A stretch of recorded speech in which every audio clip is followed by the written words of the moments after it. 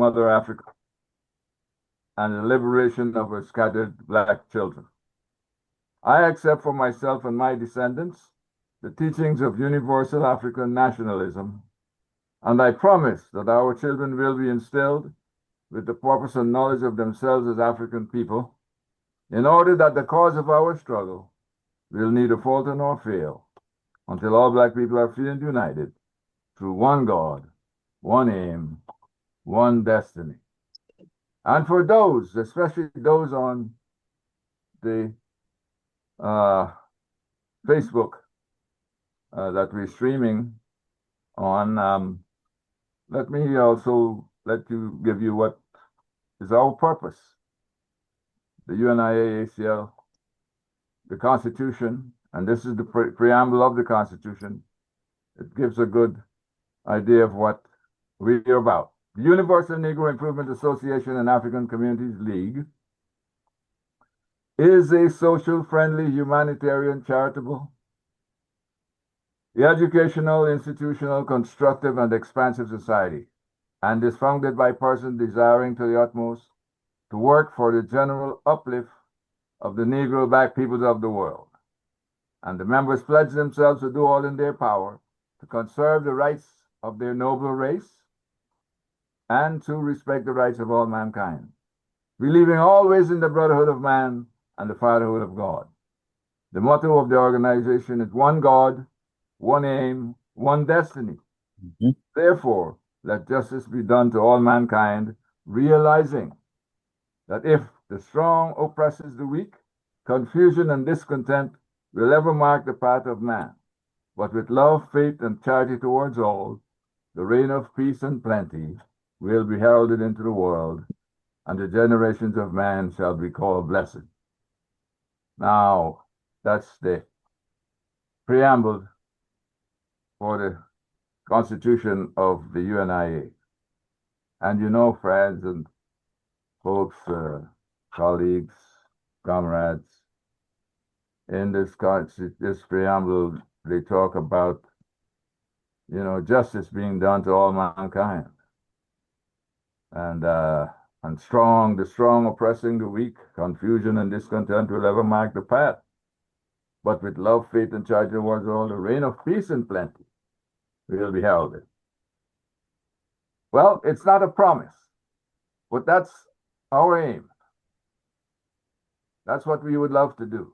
That's what we hope can be done. That peace and plenty will be heralded into the world through peace, through mankind's love for each other, and justice being done to all. All right, and let me introduce myself.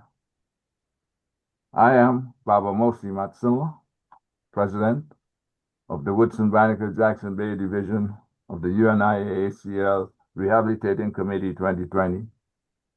And our division is here in Washington, D.C. And tonight, we are going to cover, before I talk about what we're going to cover, I know you're paying attention to what's going on in the world. A lot of things. Just heard of Israel bombing Iran. And there's this business of Russia and Ukraine. There's business of Pakistan and India. It seems like there's a mess out there in the world. But what we're not hearing in this corporate press here in the United States is about what is happening in the Congo. At least not much of it, except, of course, if this existential threat of not receiving their coltan comes to bear. And so suddenly you hear that, somebody's trying to steal their stuff out of the Congo. All right. So what I'm going to do now is to introduce you to Brother Maurice Carney. And Brother Maurice, I don't know where you want to start, but, I'd like to go to that area where, as we said in the flyer, we dealing with what's happening with the young people in Africa and how that's affecting the Congo at this moment, and what's happening with the people in the Congo? Yeah, yeah. Thank you, thank you, thank you, Baba Mosi, and thank UNIA-ACL, Banneker chapter for inviting us in to Mm. You're speak to welcome. you. Yeah, and really, there's been the Congo is in the crosshairs of the Trump administration. Huh. That's really uh, what one of the dominant themes we can discuss tonight. You know, it's been the Congo's been long sought after, as you know, Hmm. that the weakness of the Congo is beneficial to the imperialists. You know, when the CIA chief of station, Larry Devlin, orchestrated the overthrow of Patrice Lumumba, he said that we had to overthrow Lumumba because if we didn't overthrow Lumumba, not only would we have lost the Congo, he's speaking on behalf of the US and the West here, Yes. not only would we have lost the Congo, Mhm. but we would have lost all of Africa, right? So what that says to us, Pan-Africanists, clearly the enemies of Africa are crystal clear about the centrality of the Mm. Congo to the future of the African continent, right? They're crystal clear. And we know a cardinal principle of Pan-Africanism is the centering of the Congo, because Mm. as the enemies of Africa are clear, the revolutionaries of Africa are also clear. Fanon said that, he just flatly stated, he said the fate, in his book Toward African World Revolution, he just flatly stated, he said the fate of all of us is at stake in the Congo, right? That was one chapter in his book. But Nkrumah, the Mm. father of continental Pan-Africanism, Mm. wrote a remarkable book. All of us should have it in our library. I see you got your, incredible library back there. The Challenge of Congo, Yes, yes. right? And I in the want Challenge of Congo, to. Nkrumah talks about Congo serving as the capital, Baba Mosi. That's right. Challenge Hmm. of the Congo. I knew you'd have it. As the capital of the United States of Africa. So what does that mean? So when we talk about the Congo, we're talking about Africa. Hmm. The continent is like the body, and Congo is the heart. And if the heart is malfunctioning, if it's suffering a cardiac arrest, then it shuts the body down. So not only is the uh, the Congo the heart of the continent, right, and indispensable to the future of the continent, but it's also critical to the planet as a whole. So, what do we see with the Trump administration? Uh, they put themselves in a position to say, well, we're going to facilitate a peace deal between Congo and Rwanda. We're going to bring both of the presidents to Washington, D.C. and before the end of July to sign a deal. Now, those of you who've listened to us for the eons, we've shared that there's been a 30-year war of aggression and plunder against the Congolese people by U.S. proxies, Rwanda and Uganda. The United States is bringing them to those two leaders, Felix Tshisekedi of the Congo and Paul Kagame of Rwanda. This is supposed to bring them to Washington to sign a peace deal. Right? So here's Washington inserting itself. Now, Trump is saying that we're doing this because we want to lay the foundation for U.S. investment in the Congo, increase U.S. investment in the Congo. And we want to have increased U.S. investment in the Congo because it's of national security interest to the United States. As you been following, we're in a transition in terms of technology. And whenever you see the West in transition in terms of technology, you won't go wrong by looking at what's happening in the Congo. We're going from a combustion engine to electric vehicles, the so-called green energy transition. We're moving into the era of artificial intelligence. And in order for all of that to work, you need natural resources, right? The end product is the technology tools that we have.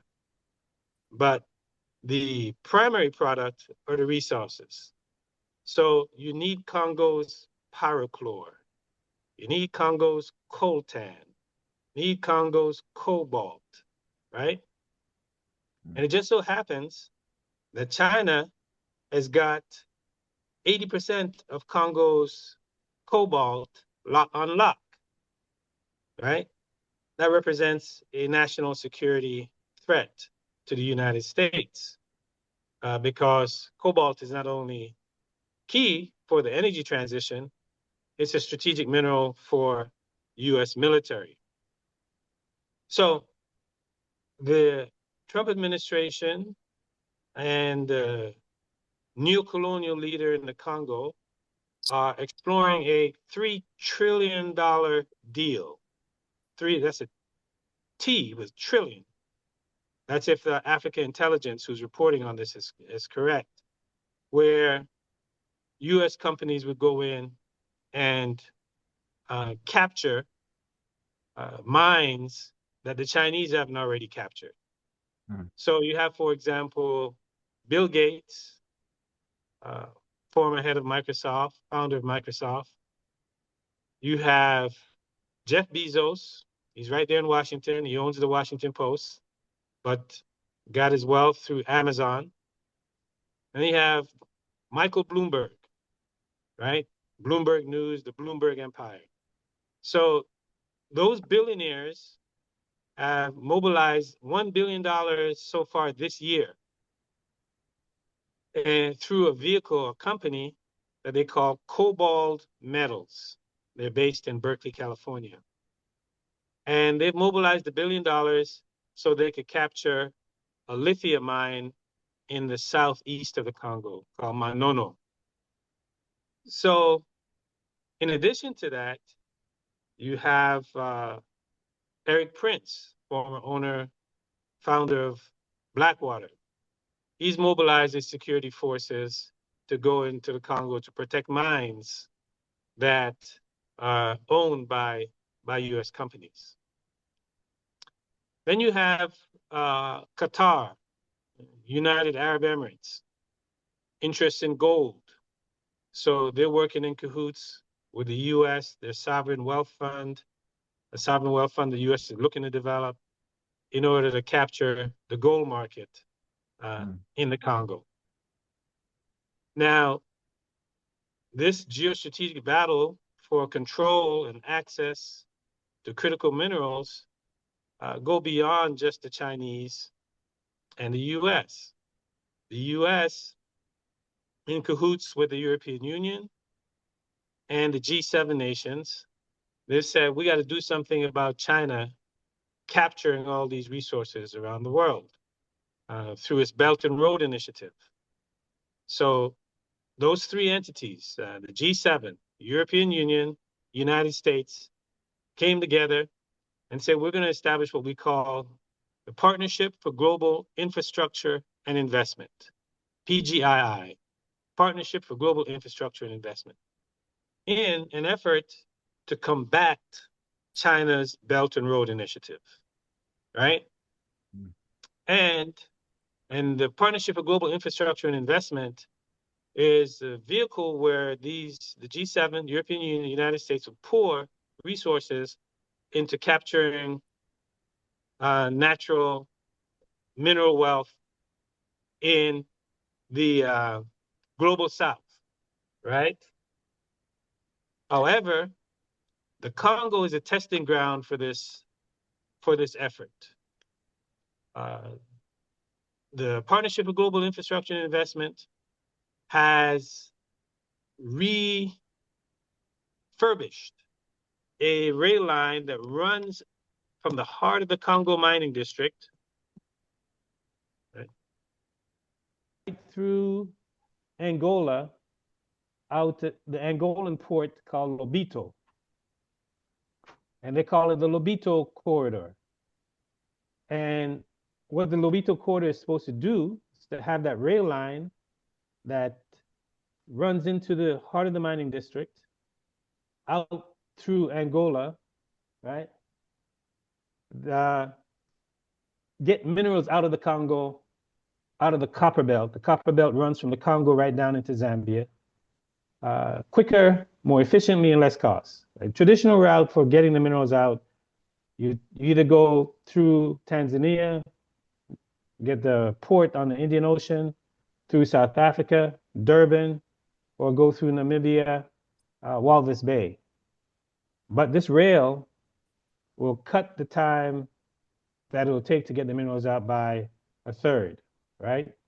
It'll take 28 days normally to get the minerals out. Now it'll take about 8 days or so. So that's why Biden, when he was leaving office, you remember he went to Angola. He went to Angola to see what was going on with the Lobito Corridor. So in essence, what's happening is that these global forces are vying for and capturing the heart of the African continent. Mm-hmm. If they're successful in doing that, Mm-hmm. as progressive as the Alliance of Sahel states are, as revolutionary as they are, if they're not able to secure the heart of the continent, they would not be able to advance Pan-Africanism as Kwame Nkrumah, Sekou Touré, Modibo Keïta laid it out. So as the world rallies, and rightfully so, to confront General Michael Langley and the shots that he has fired across, our brother in Burkina Faso, Ibrahim Traoré, we also need to keep an eye on what's happening with the heart of the continent and rally to support folks who are on the ground. They haven't captured the state, like the state has been captured, and states have been captured in West Africa, but they're Pan-Africanists on the ground who are fighting to control the affairs of the Congo. Young people that Baba Mosi talked about that also deserve our attention and focus as we keep an eye on this Pan-African revival, let's say, that we see. And say Pan-African revival was because this is the first time in some time that we've seen staunch Pan-Africanists who are heads of state, right? You have Pan-African formations, local organizations, you name it. But it's been quite some time since we've seen staunch Pan-Africanists who have captured the state. So that's just the first thing I wanted to lay out, that the Trump administration is engaged in a $3 trillion pursuit in order to capture the resources in the heart of the African continent. And if they're successful, the West is successful, then that represents a threat to the Pan-African project that we see folks, young leaders in the Sahel, are undertaking at this moment. So I'll just leave it there for that first part for anyone who may have input or comments or questions, and try and make it as much a dialogue as possible. Anybody has any question or would like to make a comment on what Mo has said so far? Okay. Awesome. you- Absolutely on point and awesome. Keep it up, brother. You definitely on point. Well, you know, you just mentioned about the young leaders in Africa and the Sahel states and the leadership and the Pan-African mindset that they have.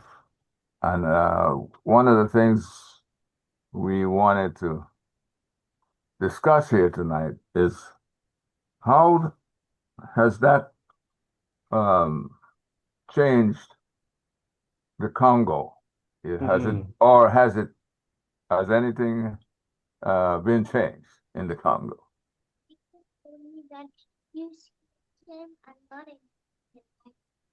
Okay, I'll talk to you about it. Yes, that's a really good question, and it's worth going back at least 10 years, right?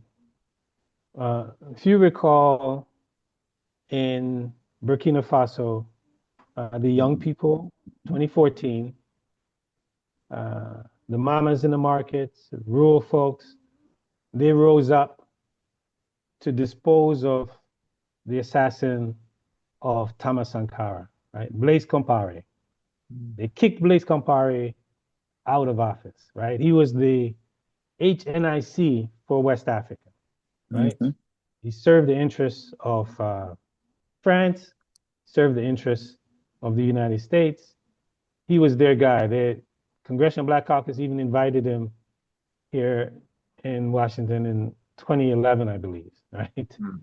I was out of the country and I was reaching out to my brother, comrades, um, Paul Sankara, Thomas Sankara's brother, Yeah. and a number of other folks. I'm like, man, you know, Blazers in Washington, y'all need to be down there at the convention center, at least saying something, right?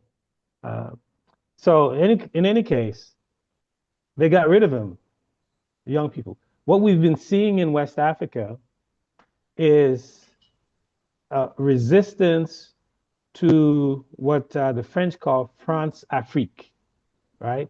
That is the France's tentacles in keeping its quote unquote former colonies tethered to France, primarily through monetary control, financial control with the franc that is a currency that is tied to the French franc, where former French-speaking colony or the French-speaking colonies have to deposit their reserves in the French bank. And France control the monetary policy of these West African nations. So you've had young people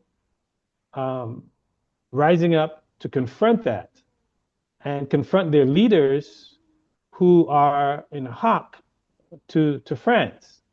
So there's been a movement that's been taking place in West Africa that's sharply focused on confronting France, right? And by extension, France's puppets in French-speaking West Africa. So, in fact, the United Nations did a study, UN Development Fund. If you get a chance, you go to a website called soldiersandcitizens.org, where they document the movement and the popular education, the mobilization, the demands that are being made by average people throughout West Africa. Now, as the young people in Burkina Faso rising up to get rid of Blaise Compaoré, you also had young people in Senegal rising up to put a block to Abdoulaye Wade, for example, for wanting to extend his stay in power, just as they did recently with Macky Sall, who also wanted to extend his stay in power. So you had these young people who are rising up. Now they had one weakness or default. That is, they were rising up to get rid of the puppets or agents of neocolonialism, and they were certainly Pan-Africanists, but they weren't necessarily anti-imperialists, right? That means part of their demands wasn't U.S. troops get out, France get out, right? They didn't go that far. So they were catching heat from the more radical and revolutionary youth who were saying, not only do we want to get rid of the puppets, but we also want to get the puppet masters out of our land, right? And it is this more radical revolutionary wing that we see actually capturing power. Now, through this process over the years, the young people who've been organizing, they've been connecting with folks in the Congo and elsewhere under Pan-African Union. But it wasn't particularly radical because of that weakness that they had, not challenging U.S. empire, right? So there has been roots. They did try to mobilize a Pan-African Union in the Congo with folks coming from West Africa in 2015, but they were crushed, right? Young people were jailed, some were chased out of the country. You had Senegal and folks in Burkina Faso reaching out to the Congolese president to let their children, let them come back home, right?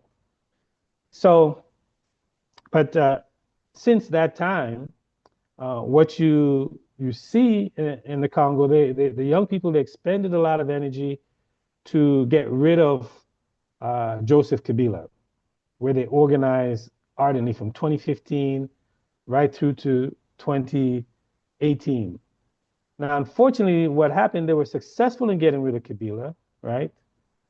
But the person who got in power, some of the young people were in alignment with that person and that party, Felix Tshisekedi and the Union for Democracy and Social Progress, UDPS they call them. So that split the youth movement in the Congo. Because if you know anything about the Congo, you know the situation is dire throughout Africa, right? You have like 70 million of the 110 million Congolese living on less than $2.15 a day. And in the urban areas, it's just a matter of survival. So if you guy gets into power, your attention is not, overturning. You're trying to get access to get a post in the government, even if the government is not revolutionary, progressive, or even Pan-Africanist, like you were organizing outside of power for. So that, caused fissure, where the youth movement that was strong against Kabila was now divided, right? So, but they're looking at West Africa and see what's happening there, and just as everybody in the Pan-Africanists around the world that rose up, I think it was April 30th, to stand with Traore, they also did the same in Kinshasa, right? In seeing not just Traore, but Chiani of Niger, Sim Goita, of Mali, the Troika, let's say, and what they're doing, and are inspired by it. Some of them have even gone to Burkina Faso to ground with the brothers and sisters there in an effort to strengthen solidarity and support between the Alliance of Sahel states and some of the youth in the Congo, especially some of you may be familiar with young brother Kemi Seba. I don't know if he's got an organization called Urgence Panafricaniste, and they have a branch of Urgence Panafricaniste in the Congo that are organizing with Kemi. I think Kemi himself, I think he has he's Beninois. He has thrown his hat in the ring to run for president of Benin and challenge Patrick Talon. If Talon may be running again, I don't know. So There's a lot of engagement, interaction, and it's a matter of time to see to what extent that can put wind in the sails of the movement in the Congo. You know, the Congo is just it's so coveted. I started out by sharing all the forces, you know, the Arabs, the Chinese, Europeans, US, that are vying for control of that country. It makes it's eminently more difficult to overcome these forces in order for the people to exercise control, you know, in the same way that we see being exercised in the Sahel states. Remember, we have to really remember that when Lumumba got into power, and he said that he wanted to use the wealth of the Congo for Congo and Africa, they didn't give him any time. It's like a matter of weeks before they overthrew him. Right? It was in weeks. And then in less than 7 months, he was assassinated. So it gives you a sense of how strategic the Congo is and what it's going to take in order for Africans to capture the heart of the African continent. Because this is what it's really about. Can Africans organize to capture the heart of the continent that is indispensable for advancing the continent as a whole?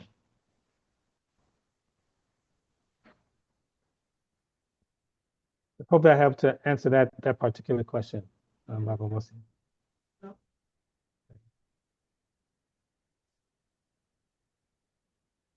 You're muted, Oh, Baba. I'm not hearing you. You're muted. Sorry about that. Yes, you know, I've been looking forward to seeing a conscious youth movement, so to speak. And I'm sure there is a conscious youth movement in the Congo.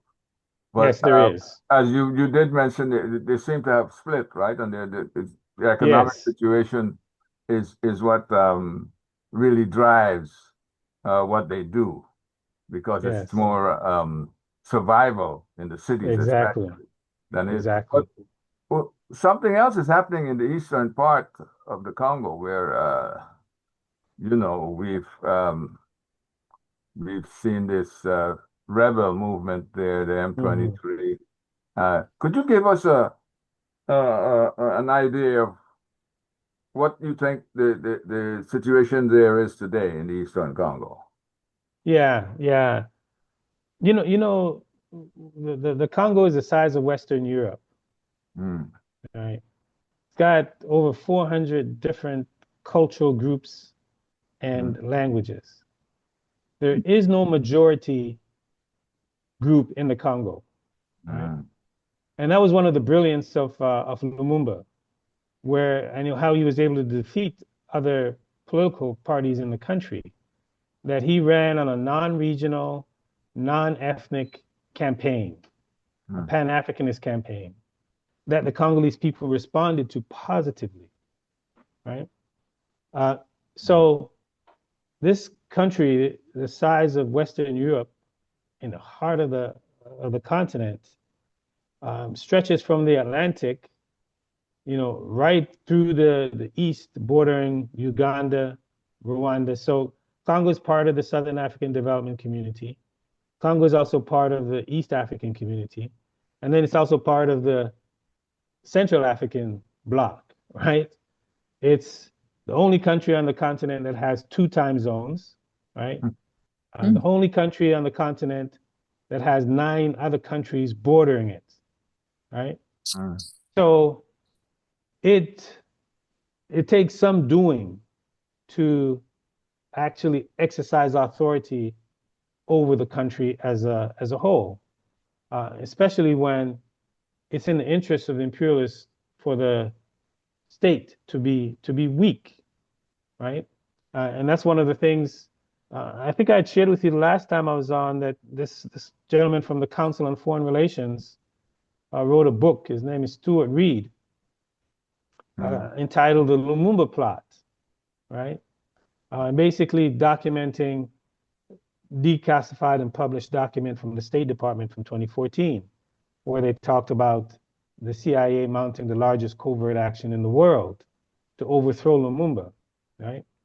And part of that undertaking on the part of the CIA was to create a corrupt political class, a weak political class. They call them at the time, they call them the Binza Boys.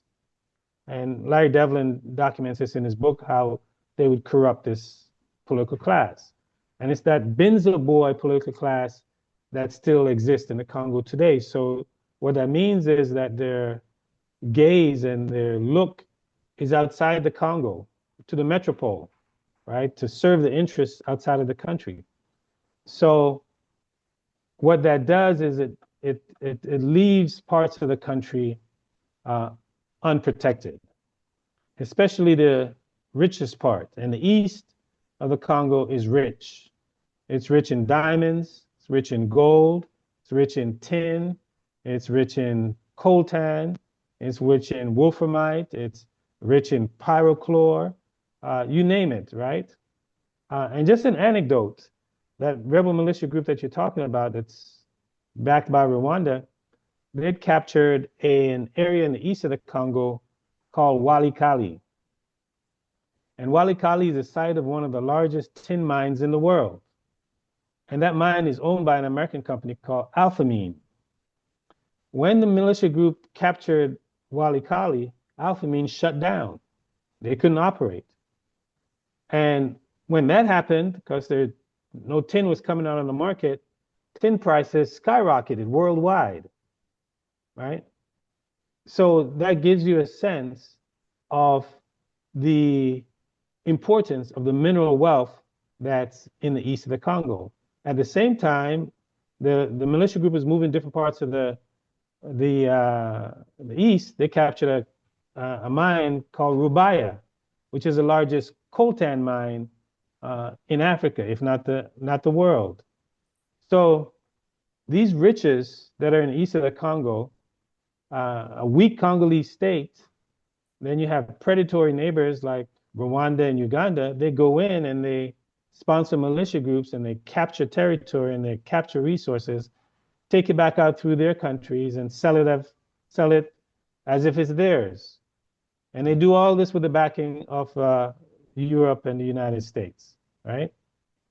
So what's been happening in the past three decades is that Congo's neighbors, these agents of neocolonialism, have been invading, occupying, destabilizing, so that they can get access to those riches that accrue to the benefit of the elites in Kigali, in Rwanda, and the elites in Kampala, in Uganda. And they've been doing it, hand in glove with the U.S. Since 2022, the tensions have risen, where Rwanda has supported a militia group that they had mounted before, and they started capturing territory in the east of the Congo. Now, the reason why this happened in 2022 is that the Congolese government and the Ugandan government had entered into an agreement to build a road that would facilitate trade in East Africa. The road would run through Uganda, run through Congo, and go through Burundi. I had a map to show you, but just think, the road would, in essence, cut out Rwanda. So Kagame wasn't going for that. He's like, I'm not going to be cut out of this lucrative trade arrangement. So the first area that they captured 3 years ago to this very day, June 13th, is an area called Bunagana. And Bunagana is where the road construction had begun with Uganda and the DRC. So the east of the Congo, Rwanda and Uganda see it as their sphere. They get to do what they want in that area. And what has happened is, and there's never been a shortage of Congolese front people to be the face of this fist that's in the glove, the Rwandan military, right? It's not the first time this has happened. I remember back in DC in 1996, going way back, 1996, you had the Rwandan ambassador coming to recruit people, Congolese in the diaspora, to go back to overthrow Mobutu, right? And, you know, then we were talking with Ilambe. I know y'all remember Ilambe Brath Yes. of the Patrice Lumumba Coalition. Mm-hmm. So we're going back and forth with Ilambe, and Ilambe is like, man, you know, Kabila is at the forefront of this, and Kabila was with Lumumba. He's a Lumumbis, you know, so we're down with Kabila, and we're saying, you know, Ilambe, we got that, clear about that, but you know, this is not a, you know, Kabila doesn't have an army, right? This thing is being run by Rwanda, and Rwanda and Kagame just got the sign off from Bill Clinton that it's okay for him to move, you know, on Mobutu, right? So this model of getting a Congolese, like they had recruited Museveni and Kagame had recruited Kabila to head up this militia movement, to be the political arm. In fact, Kabila was called a spokesperson. And they were successful in putting Kabila in power. So now, when Kabila got in power, when I say they were successful, meaning that Rwanda and Uganda. So when Kabila got in power, he's like, I need to shake these guys off. They, you know, they put me in power, but they put the Rwandan guy as the head of the Congolese military. So this was in 1996, 1997. So Kabila, you know, he was wily, you know, he said, all right, I'm going to reach out to Mugabe, you know, I'm going to reach out to Dos Santos, right? I'm going to reach out to Njoma, Sam, right, in Namibia, right? Because Congo now is part of the Southern African Development Community. And I'm going to call them in to come and kick out you Rwandans and Ugandans, right? Which he did. And Mugabe responded, because at the time, Mugabe had headed up the military wing of SADC. And, you know, he was ready to put, you know, Zimbabwe soldiers in to go to kick out Rwanda and Uganda, who they knew were backed by the, you know, by the United States and the West. So at that point, we saw up to a dozen countries fighting in the Congo, right, for their own, all their interests, right? And that's what's really different today than yesterday. You know, when Nkrumah and Toure and Keita, you know, when they dispatch people to the Congo, they dispatch people to the Congo to support the Congolese. You know, they sent our sister André Blouin from Central African Republic, who would work with Sékou Touré in Guinea for, you know, to mobilize the Guinean population, you know, to reject, you know, de Gaulle's referendum that he is imposing on the African countries. They sent the likes of, you know, Félix Moumié, you remember, the famous Pan-Africanist out of the Cameroon. So they rallied around the Congo. But these guys today, they're ravaging it. You know, Kagame's going in and getting what his coal to get the coltan and the gold.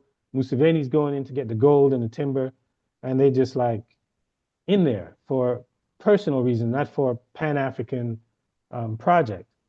So this is a long-standing issue in the East, where these neighboring countries have either invaded or occupied. And since 2022, we see that Rwanda has used its military, has used militia groups to occupy large swaths of east of Congo, really almost the size of Rwanda itself. Now, you have the former president.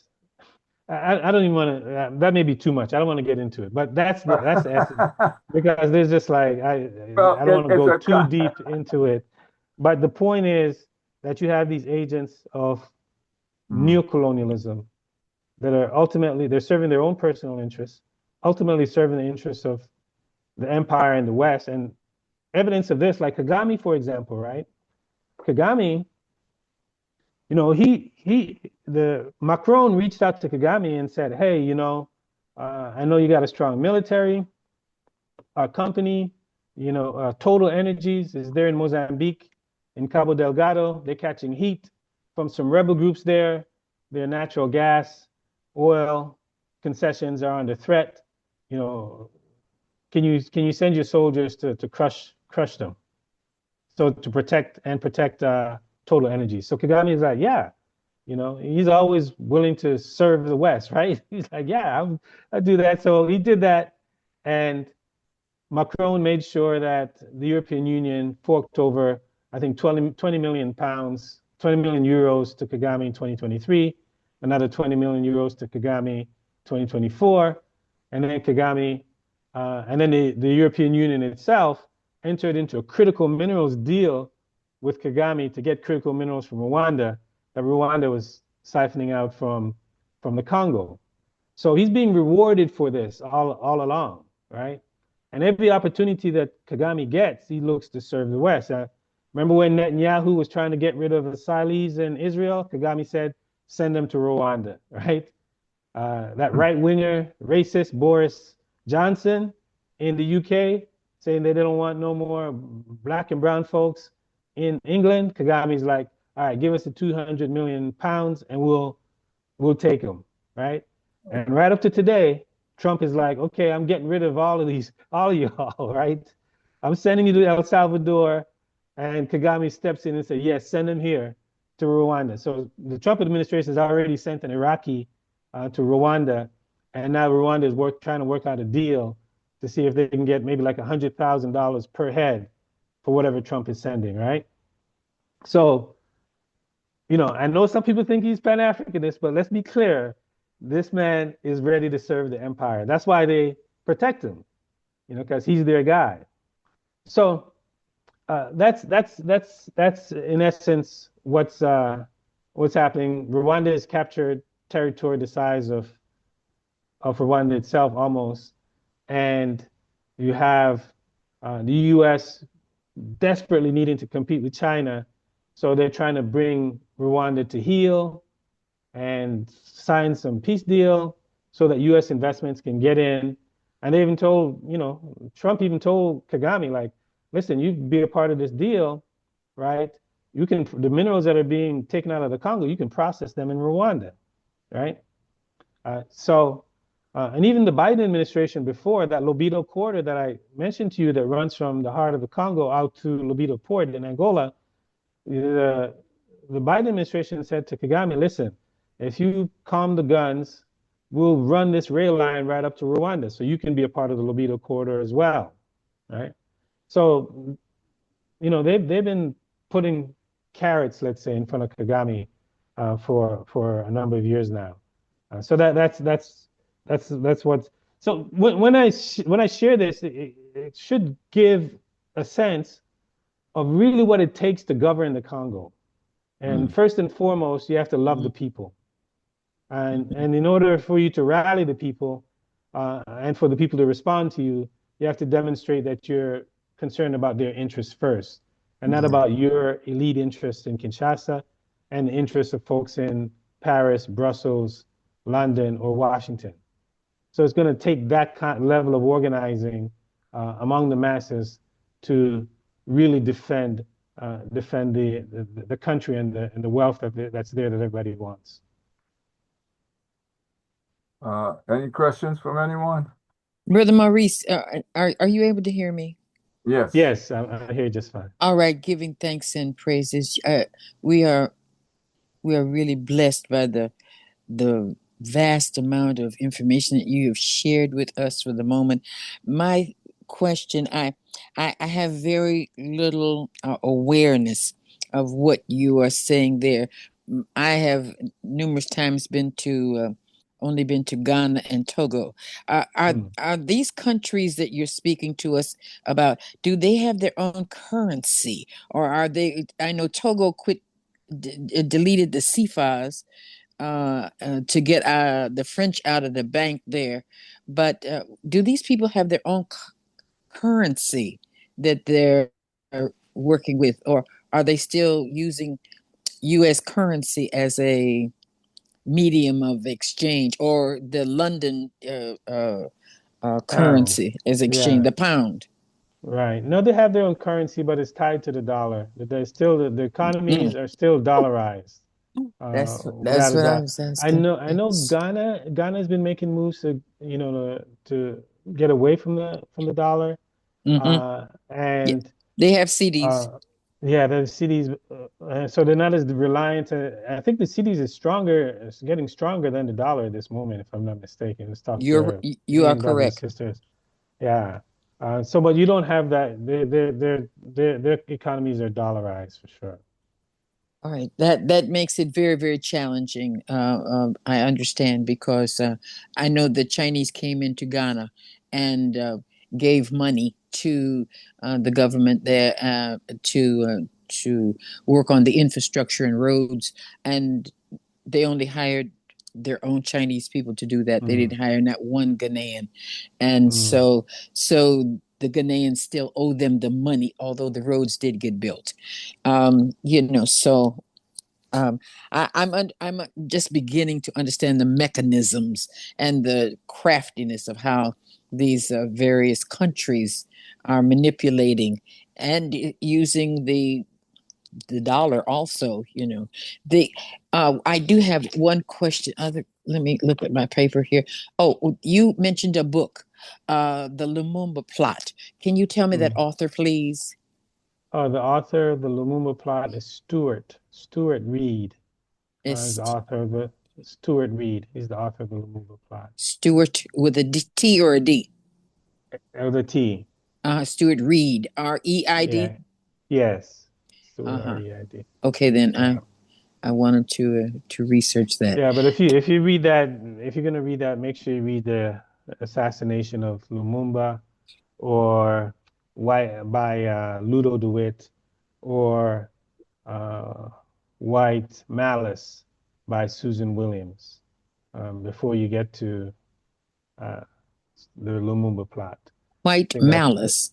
yes, White Malice by um, Susan Williams, which Okay. is really a fascinating read in the sense that um, I'm sure some of you have seen the film Soundtrack to a Coup d'etat, right? And which uh, features, likes of Louis Armstrong, Dizzy Gillespie, Nina Simone, Max Roach, Mm-hmm. Abby Lincoln, you just name it. Mm-hmm. And it's a soundtrack that's tied into what was happening in the 60s with Lumumba and the U.S. overthrow of the Lumumba government. What was the name of the But movie? it soundtrack to a Oh, coup d'etat. ah, We may need to screen it. We've screened it a few times in DC. We may need to screen it again. But the uh, the thing about it, the reason why that came up is Susan Williams' book, The White Malice, yes. was there's a part of it where she focuses on the All African People's Conference in 1958 in Accra, Mm-hmm. which was a seminal gathering of Pan-Africanists. Right, it was a first continental gathering of Pan-Africanists. Right, that's coming after 1945 in Manchester. Right, and the architects of Manchester were mostly the same architects of the All African Peoples Conference, and the Hands Off Africa Conference, they call it in 1958. You had, like, of course, Kwame Nkrumah, who was just elected president of Ghana, and then Mm-hmm. he brought with him, brilliant brother Ras McConnell, and George Padmore, right? They're all organizers of the '58 conference, particularly Padmore, because he was charged by Nkrumah to mobilize Africans on the continent and abroad. But in Susan Williams' book, what was fascinating was the extent to which the organizations and individuals were compromised by the CIA. They're on the CIA payroll, and she even ran down the reason why Lumumba made it to Accra, which was how he cemented his relationship with Nkrumah, is because you had some folks who were organizing for the conference, and one of them was like Tom Mboya, right, from Kenya, and he was in passing through Kinshasa, and folks are telling him like there's this young leader that's up and coming, and he ought to be you have to seek him out, right? Because before his name was Lumumba. Before that, anything coming out of the Congo was that the African world was hearing in terms of resistance. It was Joseph Kasavubu, right, who represented a particular cultural, the Congo cultural group. His group was organizing and building around reviving the Congo Empire, right? So he was and the Belgians, right? They were, they determined who stayed or left the country, right? It was allowed to travel, right? Because they're still under colonial rule. And at that time, Lumumba himself was not radicalized, right? If you were to put it in our terms, Lumumba was more like an integrationist, right? He wasn't a nationalist, right? And if you read his book, Congo, My Country, it was published in 1958, you see he's making an argument for integration. So when Mboya got Lumumba to go to the conference, the Belgians let him go because they didn't see him as being radical. They were blocking Kasavubu because Kasavubu was the one that was calling for ending of colonization now, right? No colonization. Right. So but the point is that so many organizations that she lists and individuals that were mobilizing for the 58 conference was on the payroll of the CIA, right? Okay, and that's good for me to know while I'm reading that. Yeah, so White Malice. Susan Williams, and she is funnily, it's a white lady, but she's funnily stated like, I really wanted to write a book about the relationship between Lumumba and Nkrumah, right? But she said everywhere I turned, the CIA kept getting in the way. So I went to my editors and they said, well, just write about it. Write about what how infiltrated all these organizations were.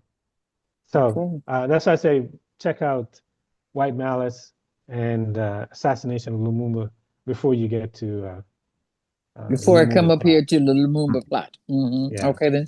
Thank you, You'll sir. be well armed to dismantle.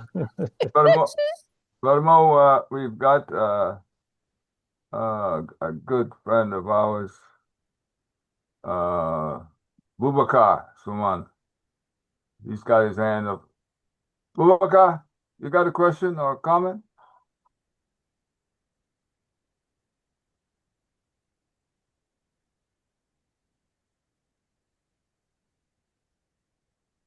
Boubacar. I see him, Boubacar Sumana. Hello? Hello? Yeah. Yes, my brother. Yeah, brother Babu Mosi. Yes. You got a question or a comment? I see your Good hand. morning. Yeah, good morning. Good morning. I know it's all the way in the Yeah, morning over there. Yes. it's early morning here, so Oh, where is he? I'm in Niamey, Niger. I am in the capital of Niger. Okay. Yeah, so my name is Boubacar Suman, as you see it on the screen. And it is always a pleasure to take part in the conversation in this panel, especially that today you are discussing about Pan-Africanism, and your guest, Mr. Brother Morris, has given an important insight about, even though I didn't follow all the all the comments because here the internet is a real problem. So, but I would like to make a little comment and then to put a question to my brother Maurice. So, as you know, today in the Sahel states, that is Niger, Burkina Faso, and Mali, we all know what is going on because these three leaders are trying to free not only the Sahel but the whole Africa. As you see, Captain Ibrahim Traore is today the person who really appreciated everywhere in the world, and that's why the eager or the hatred that the Western has against him, and he, as you know, underwent many coup attempts, and thanks God, so far things are going very well. And this is also what happened in Mali. There was also coup attempt, but they failed.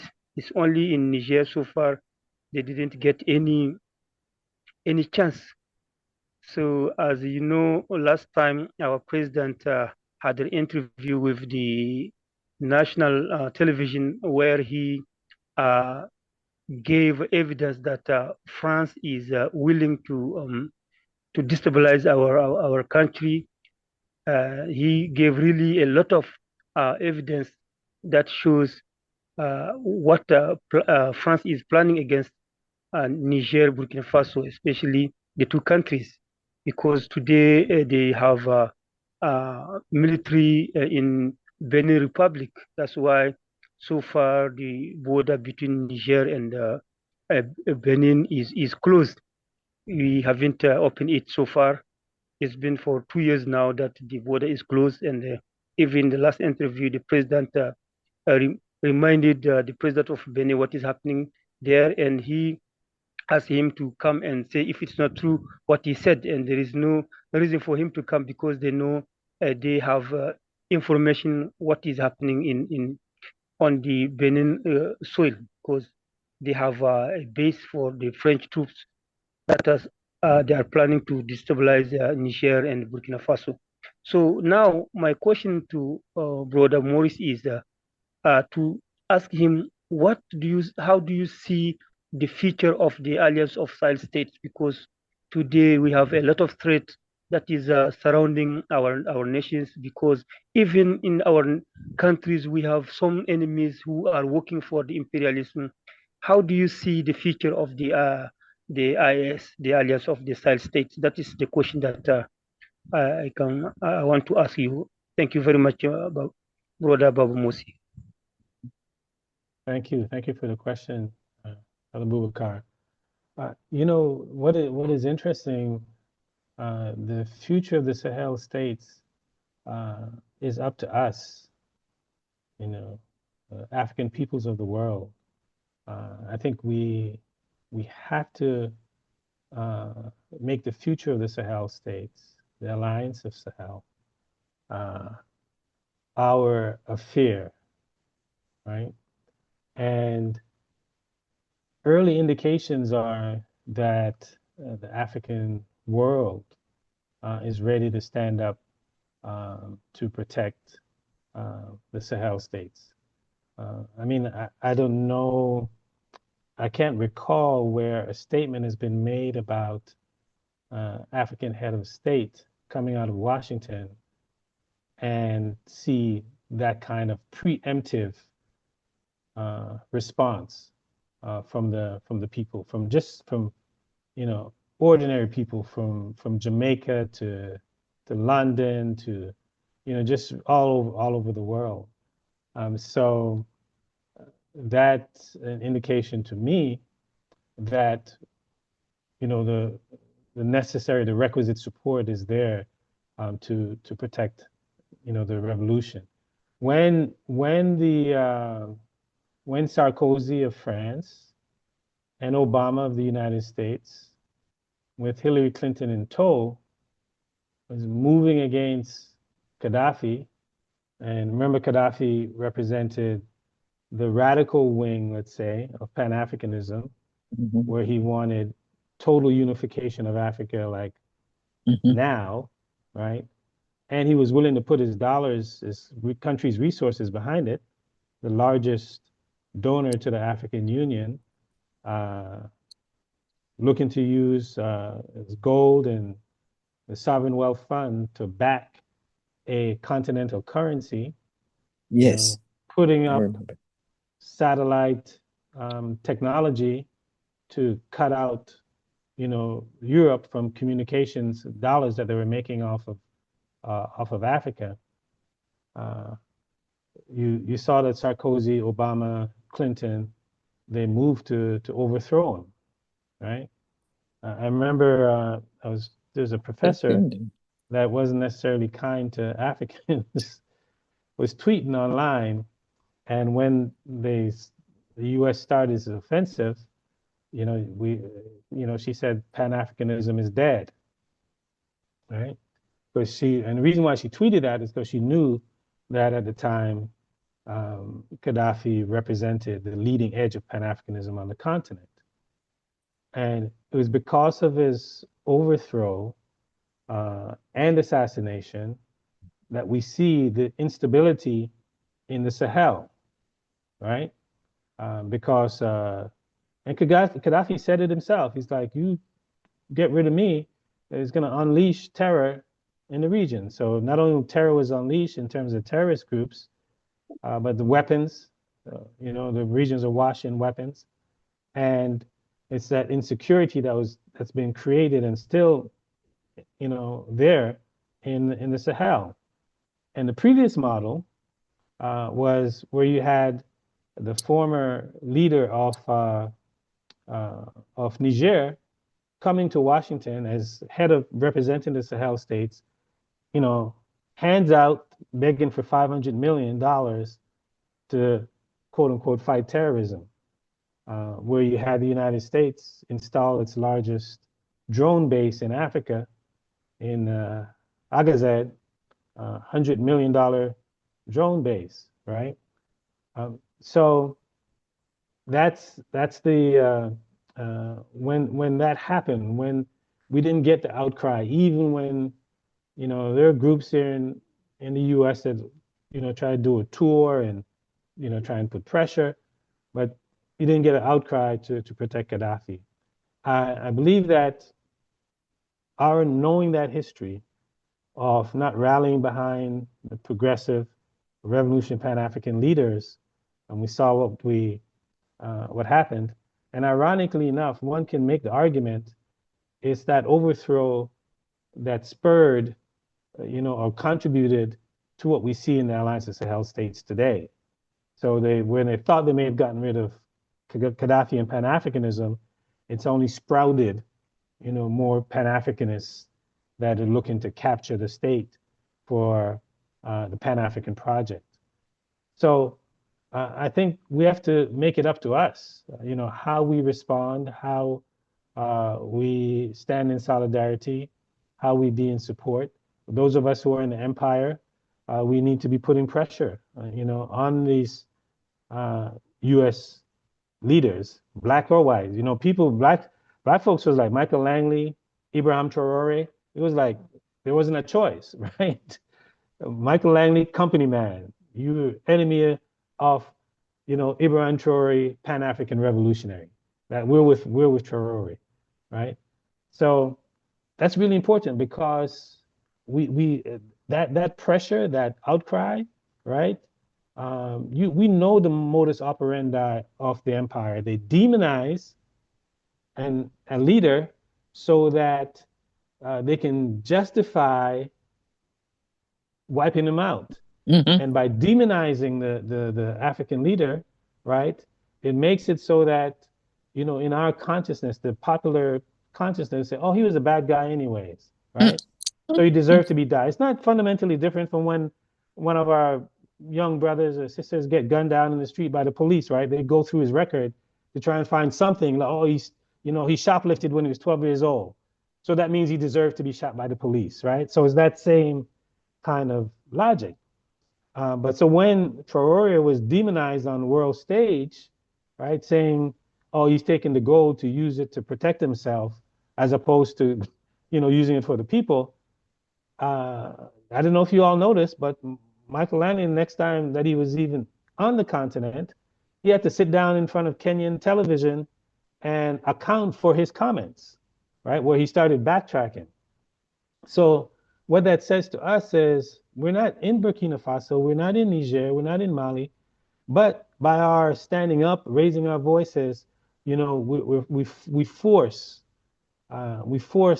them to have to defend their statements and make it more difficult for them to move on a leader, an African leader who's standing, with the people and in the interests of the people. So it's that kind that we just have to be continuously vigilant, continuously mobilized in order to protect the advances that are being made, in the Sahel states. Hope that helps to answer the question. My brother, thank you for that. Thank you for that comment. I want to go back a little bit to the Congo again. You had mentioned about, I think, 400 different dialects they speak there or so, and the length and breadth of the country being in the central part of Africa. Is it what, 9 different countries bordering? I can imagine how difficult it is to really and truly unify governance in a place like that, because as far as I know, the situation with communication by road or rail or anything like that is so difficult. The government, what is it? About 3,000 miles from Kinshasa to Goma or something like that. Yeah. I mean, when you look at 2,000 that, kilometers. 2,000 kilometers. 2,000. I mean, is it any wonder that these people on the outside, on the bordering states, seeing the difficulties of a country with the capital at that distance, maybe they should try and find a central part of the country to build a new capital, because it's too far. And you're talking about all those people who are living on what, less than $2 a day or something like that in the capital. All the whatever they're getting in income for the country is going to the capital. And I understand too, there are lots of millionaires in the capital, billionaires. I understand. There's an Israeli and you've got billionaire. people starving all over the Congo. Yeah. So I just I can hardly understand for the life of me why anybody would want to come back into like you were talking about Kabila. Joseph Kabila, I understand, just returned to the Congo. Yeah. And young people, I guess, don't want him there. So what is he up to? Well, no, I understand he's trying to return, maybe because there's a warrant out for his arrest or something like that. Yeah, but I mean, Because he's returned in the east of the country where that's under occupation, so the government can't get to him from there, right? And he has the tacit support of some of the other African leaders. Because remember, this guy Tshisekedi, Felix Tshisekedi, he's not looked upon as a competent leader that can lead Congo anywhere, and he hasn't been able to build a confidence among other regional leaders, right? Especially out of the Southern African Development Community. So Kabila, he'll sit down, with leaders in Namibia and South Africa, and still got some kind of regional support. So the weakness of Tshisekedi gives space for Kabila to come in and fill that vacuum, which he's trying to do. But in all that diversity, Baba Mosi, now it's not that Congolese people are at all those 400 groups are at each other's throats, right? That's not the issue, right? You think, oh, you know, this group is fighting this group over here, that group is fighting. No, it's that you have this elite that's sucking the blood out of the people and putting the population at large in a desperate situation, right? The extent to which Congo has stayed together as a state is not as a result of the political leaders, but as a result of the people who are saying they've bought into Congo as a state. That was one of the key things. That's one of the key legacies that Lumumba left, right? This notion of a Congo state, which the people have embraced. You talk to Congolese, I'm Congolese, you know, they fight to defend it, right? But it's these elites who are connected to international finance capital that is starving the people of those resources, that is not building the infrastructure that would connect them through roads or a rail or, you know, telecommunications, right? So the issue is a neo-colonial leadership that is getting rich at the expense of the masses. Now, one of the coalition we work with on the ground called the Basanja Coalition, they're organizing nationally. They're in the east, the west, the north. You know, they're Topoke, they're Nande, they're Bashi, you know, they're Congo, Kikongo. They're just diverse.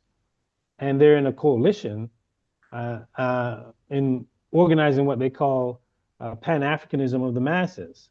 That is that they're going from community to community, organizing people, right? And not just organizing, delivering service and saying to folks like, hey, you know, see that well that we built for you? You know, we can build many more wells. We have the wealth in the country to build as many wells, industrial wells, as we want. You know, come with us, let's organize to retake, you know, this country. So with all of those groups, you know, one of the things that should jump out at us, 400 plus groups, is that they're not at each other's throats, right? It's relatively, you know, peaceful among the groups. It's just that what you'll notice over the last 30 years of war is that you have architects who will stoke, you know, divisions so that they can have political gain and riches.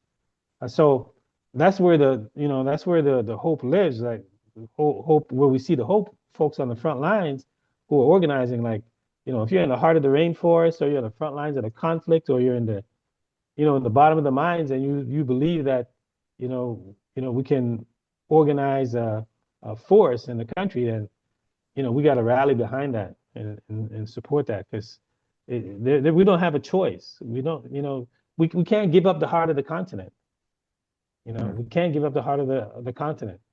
And if it takes an acceleration of Pan-Africanism in West Africa that can, you know, maybe pull folks along. We see Ghana, you know, relaxing.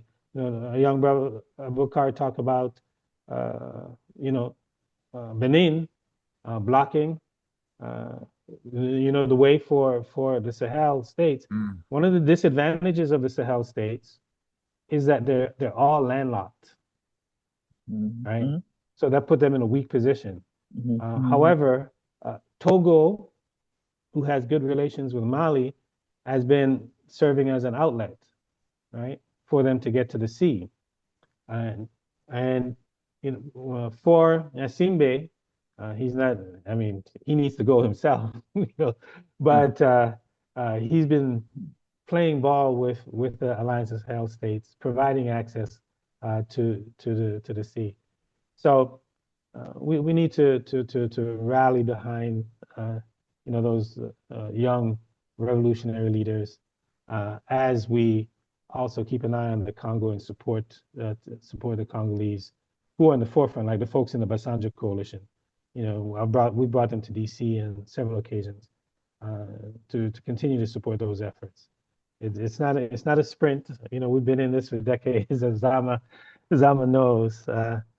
So it's just that we just have to strike our blow while we're here. And there is no compromise on Pan-Africanism, the march toward Pan-Africanism. Sangor, our brother Sangor Bey will share with you that irrespective of the challenges and the difficulties, we don't have a choice. It's Pan-Africanism or perish, right? Mm. That's really, really what it is for us. And a central part of that is recapturing the heart of the continent. All right. Let me see if anybody has a question or something. And if not, look, I need to, I know your organization has a lot to do with women in the Congo. And from what I understand, I mean, the women are like, when it comes to economics and in the local population, they're like the backbone. And so give me a sense, if you can, of the women, the activities of women, and where are they politically in a sense of power, if there's any? Tough question? No, not at all. Oh, okay. Not at all. It's an interesting question because as I'm speaking with you, right, we have 4 Congolese women who are in the city that have come from the Congo because they're like, the fears about our country are being decided here. We want to come and, speak to these leaders who are making decisions on about us, about our future. So they reached out to us. We just had a press conference at the National Press Club with them where they're voicing their concerns, meeting with members of Congress to see what they can convince them to do, especially around this deal that Trump is spearheading. They're heading out of town, and we didn't get a chance to really do a community event as we normally do with them because it was last minute, and they came with a very particular purpose to engage policymakers, so we were able to facilitate that. Yeah, you're absolutely right. In fact, one of the sisters, she wrote a book, Women Resist War in the Congo. That's a really good read if you can. It's on Amazon and Barnes and Nobles and all of that. But Women Resist War. What's her name?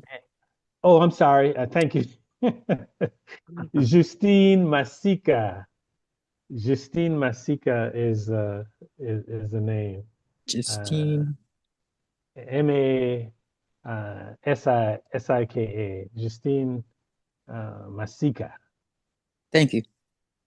Is the name of our and the sister. book was Women Resist War. I wish I could. Thank you. You can pull it up. Uh-huh. You should be able to get it on Amazon. And actually probably want to use her full name, Justine Masika Bihamba. Bihamba is her full name, but Justine Masika should get it. Okay. So when you ask about the women in the Congo, man, I just think courageous, dignified. Remember, we're talking about a war that's been waged on the backs and the bellies of women, right? Hundreds of thousands of women have been systematically raped in order to displace communities, right? From mineral-rich areas. These militia groups target the women, right? As you said, Baba Mosi, they're the backbone. So if you break the backbone, then you break the community, not just the family, not only the family, but the community. And then you can displace them and get access to those riches. And our sister Justine has a personal testimony in her book about that, and also lays out the work that she has done to go back and rescue women who've been victims of sexual violence. right?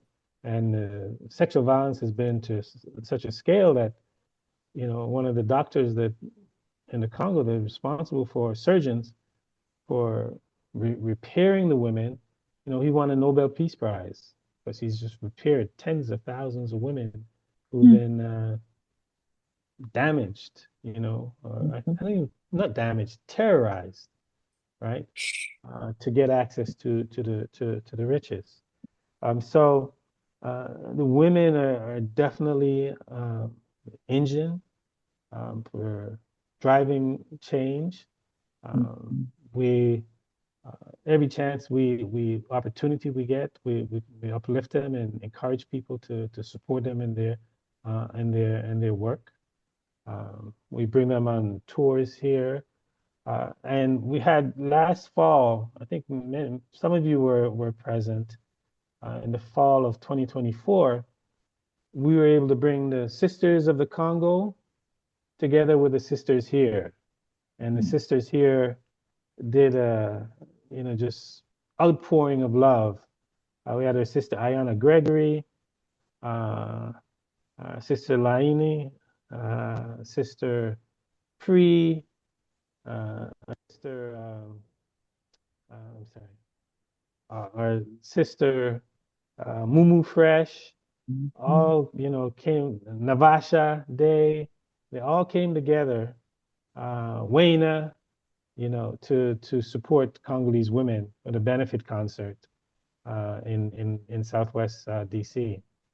So that Pan-African solidarity, our sisters here standing with our sisters in the Congo, is a testament to the bond and the type of support that we need to continue and build on with our sisters in the Congo. Yes, sir. Thank you for that. I'm in saying that this M23 that's sponsored by the Kigali government. Now, I understand that the parliament in Rwanda is the majority women, and there's a lot of boasting about how women are in leadership roles in Rwanda and how well women are treated, and they're being trained for all kinds of stuff. And I cannot imagine if that's the mindset of Burundis. Why would you unleash a group like M23 to use rape and murder of women as a weapon?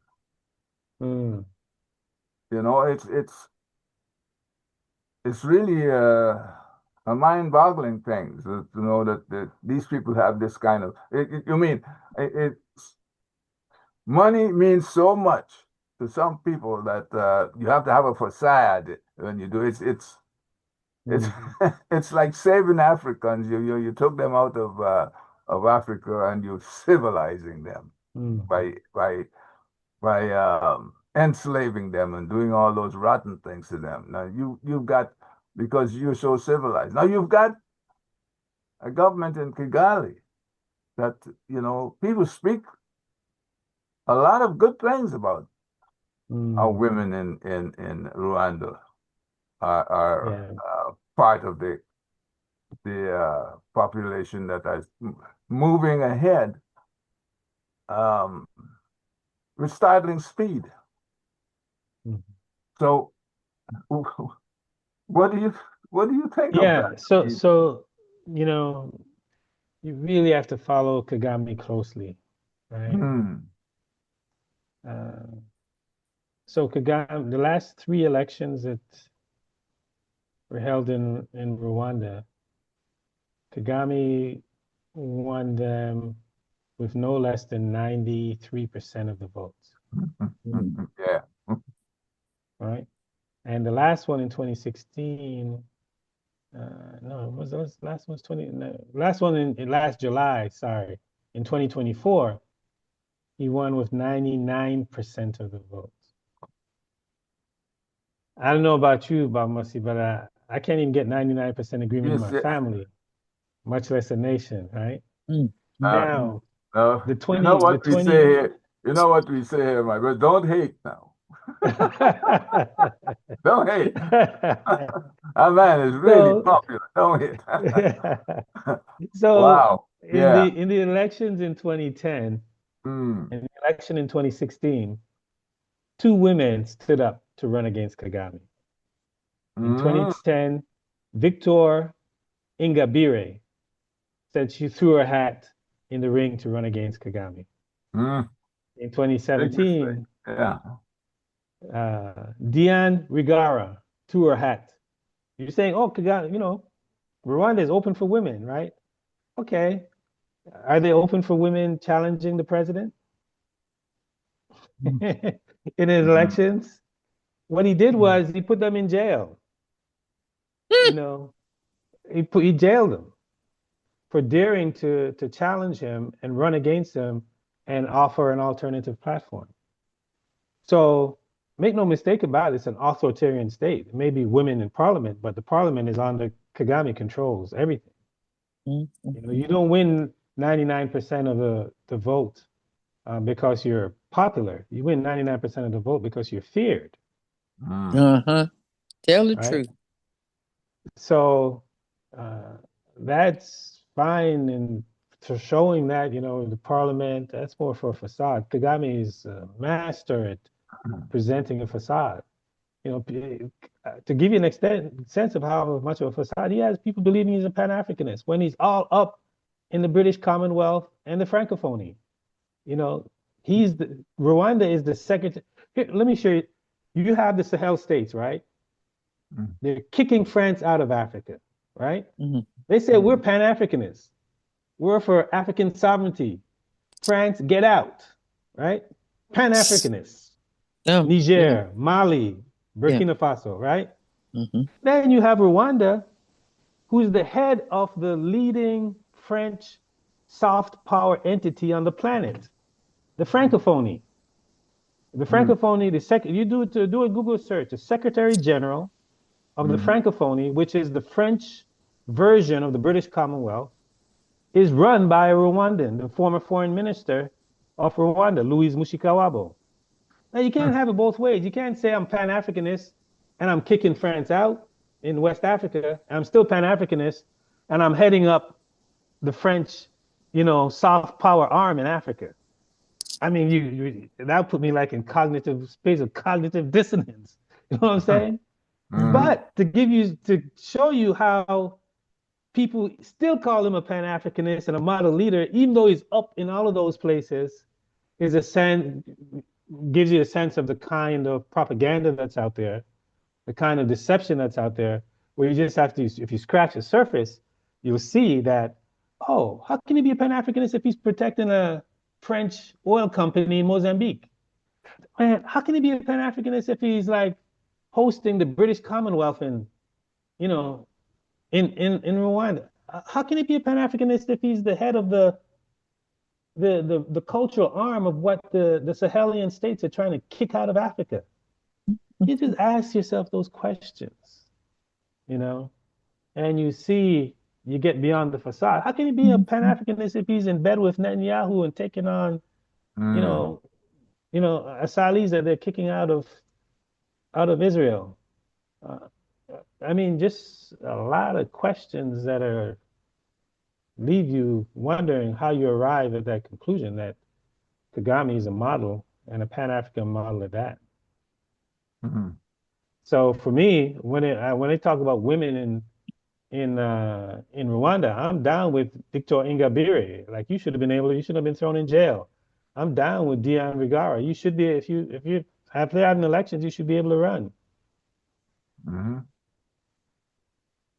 So there's a treatment of those women that are of concern for me. And it instills the fear for the folks. Yeah. Yeah. Got you. Okay, my brother. I must thank you again. You're at that I point. got a question. Ah, okay.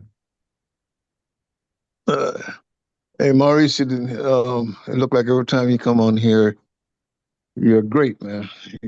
Thank you, You're man. Thank you. better.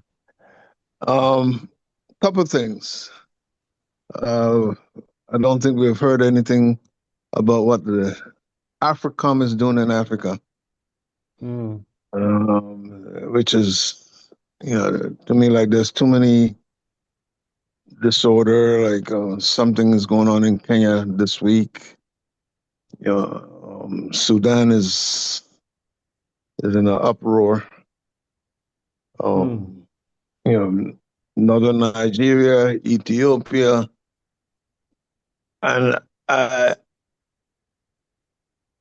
know we've always had issues, but the thing is, I don't know where everybody's getting guns from, and there's no gun manufacturer that I know of in any African country, Mm-hmm. and and so anyway, I'd like to know what is AFRICOM up to lately. Yeah, well, as I shared, Michael Langley was who's the head of AFRICOM, was in Kenya, right? So, as you know, that William Ruto, who the young Kenyans are rising up against, is fully in bed with the U.S. military, right? So, and to the point where they're sending Kenyan police to Haiti to try and contain whatever it is they say they're trying to contain in Haiti, right? AFRICOM, the U.S., when Trump came in, he indicated that he was going to phase out AFRICOM. Right? I don't know. We're watching that closely to see to what extent he's looking to do that. We see him making moves, for example, like even within the administration, to fold the Africa Bureau and call it the Africa Mideast Bureau, to cut out USAID. So we have to watch closely to see to what extent he's going to be pulling back. Now we know AFRICOM had its biggest growth under Obama, right? Because really, AFRICOM was started in 2008 by Rumsfeld and Bush. So they didn't really have a chance to get it moving. It was Obama in his 8 years that put AFRICOM on steroids, right? Where it increased some 2,000% under Obama from 2010 right to 2020 or so, right? So that's where we're watching to see whether or not Trump is actually going to curtail the Africa Command. They've been trying to set up a command on the continent, but haven't been able to do that because of resistance from African heads of state. You're absolutely right. That if we look at Michael Langley, what he said was, man, you got to watch that interview that he did with the Kenyan television, because you watch that interview, you'd think that AFRICOM is on the continent supporting African youth in their Pan-African March, right? That's the public relations campaign that he's on throughout Africa. We know if we look at Somalia, for example, they're continuing drone strikes, killing innocent Somalis from AFRICOM. We see that the mess. Baba Mosi, I think you're indicating maybe with Congo, because of the divisions, maybe the state may not be best. We see even in South Sudan when it broke off from Sudan that they feel there's still conflict and instability there. If we look at AFRICOM overall, brother, what we see is, as there has been an increase in U.S. soldiers and U.S. presence on the African continent, there's been an increase in terrorism and instability. Right? Not saying it's causal, right? I don't have all the evidence for it, but it sure makes me wonder, like, what's going on if you're establishing more, having more special forces, supporting more, authoritarian figures like the Kagames and the Musevenis, and it's not bringing any kind of stability to the continent, then, I have big questions about that. The Congolese president reached out to Trump and said, hey, can we do a mineral for security deal? And folks, where has the United States ever brought security on the African continent?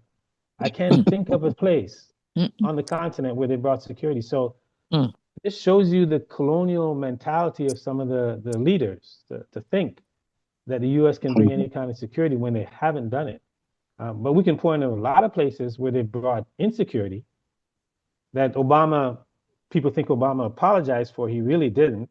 They think that Obama said that they apologized for taking out Gaddafi, right?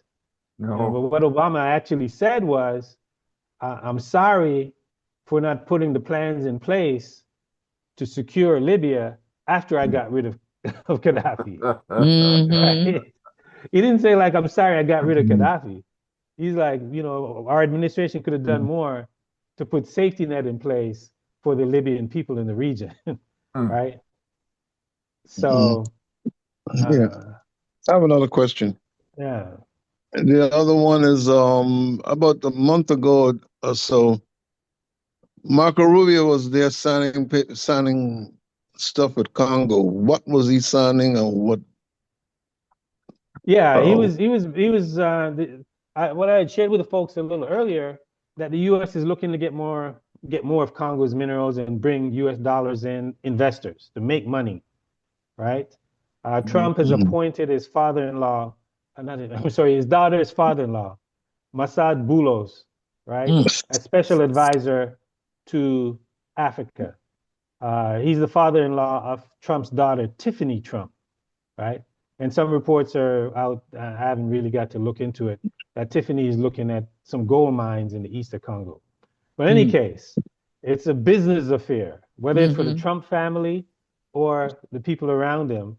And as a part of that, some U.S. investors are skittish, and the U.S. need to create an environment where there's no war, basically, or absence of war. So the Trump administration has taken it upon itself to bring Rwanda and the Congo together. They signed what they call a Declaration of Principles on April the 25th. And Marco Rubio presided over that signing. And that's supposed to lead to a full-blown peace accord that's supposed to happen between now and the end of July, where Kagame of Rwanda, Paul Kagame of Rwanda, and Felix Tshisekedi of Congo is supposed to come to the White House to sign a peace accord. And that peace accord is supposed to lay the foundation for greater investment into the Congo. And we see Bill Gates and Jeff Bezos, Michael Bloomberg are lined up for that. They've raised $1 billion this year so far to invest in a lithium mine in the east of the Congo. And presumably more folks are supposed to come to invest, and the U.S. is looking to back those investments with its Overseas Finance Development Corporation, will provide guarantees for the investors to go in and get access to the minerals in the Congo. So that's what that's about. We'll be giving updates and letting people know what's going on with that. Yeah. What? So where does that leave Museveni? That's a good question. Museveni's, he's got in and out as well. He's in the eastern part. Yeah, but he's getting what he wants because the Ugandan soldiers are in the northeast of Congo, right? And Museveni's focused on his oil. He's trying to run a pipeline to get the oil out of so-called Lake Edward, and so he's got his hands full in dealing with that oil. He's really focused on the oil. He has access to Congo's timber and gold. his soldiers are in the Congo with it at the invitation of the Congolese government. So he's sitting good. I don't know. And but I'm not very hopeful from all we've discussed here. It's the challenges are incredible. Mm-hmm. Yeah, they are, but we don't have a choice but to be hopeful. Mm-hmm. And I really have to reinforce this. The people on the ground in the front lines, they're organizing to change this, right? And if they're facing the brunt of all of this, all of these challenges, and they're in the fight, and they can see a way out, we can definitely stand in solidarity with them, even Yeah. with But even we're though seeing it's it's dark. the young people. We're seeing that the young people are the ones who are making moves. Yeah, We've got that's some the way leaders it too, is. but Yeah, in the without a Congo doubt. I'm talking about, it really, how it must be a challenge to get those young people to come back together. The musicians are going to have to come back again and do that. They tend to work for, they tend to do a good job. Well, anyway, Yeah, without a doubt. Brother Morris, I'm sorry to have to say that I'm not very hopeful, but it's going to take a long time, I think, because like we were saying before, that eclectic demographic and all that stuff. As you mentioned, that it's not the language so much, but I guess we got Swahili, right? Yeah. Swahili speakers throughout, Yeah. and mentioning Swahili, we definitely have to give a shout out to our now ancestor in Ngugi Nyong'o, who is probably the greatest champion for continental Swahili language, or any traditional language that he was definitely a champion for. It should be the language of I guess the lingua franca. Lingua franca, yeah. Using a Latin term to describe it. The lingua franca of Africa, yeah. Okay. Yeah. Anyway, my brother. Thank you all, man. Really appreciate it. It y'all. was nice to have you on. Beautiful. Yes. I appreciate you coming on.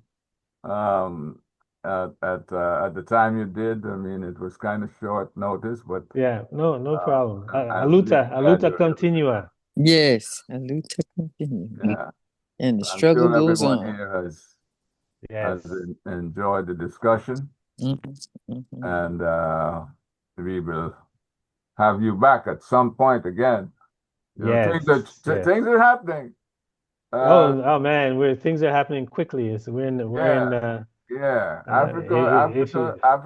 is on the move. Yeah, Pan-Africanism is on the rise. Even folks who are not Pan-Africanists are acknowledging it. Yes. Even those foundational Americans. Acknowledging it. So that's a good thing. Peace again. All right, peace. Y'all be well. My co-host Baba Congo is not with me tonight, but he's on, and that's important. Yes, yes, indeed. So until next time, folks. All right, stay strong. So first let me tell you that you can tell folks if they've missed this program here. It on our Facebook page. What's it? Facebook.com/UNIA Division 330. It's streaming on that, and also we'll be uploading it to the Black Learning channel on YouTube. And you just have to put in Freedom Friday and it'll pop up. So it's good to have you here. And you mentioned, listen, thank you for mentioning some of those titles, books. That's one of the things we need to do with our people. Take them to sources where they can, raise their consciousness. Yes, absolutely. Get educated as to what Africa is all about. Because some people, who teaches it in schools around here? Yeah.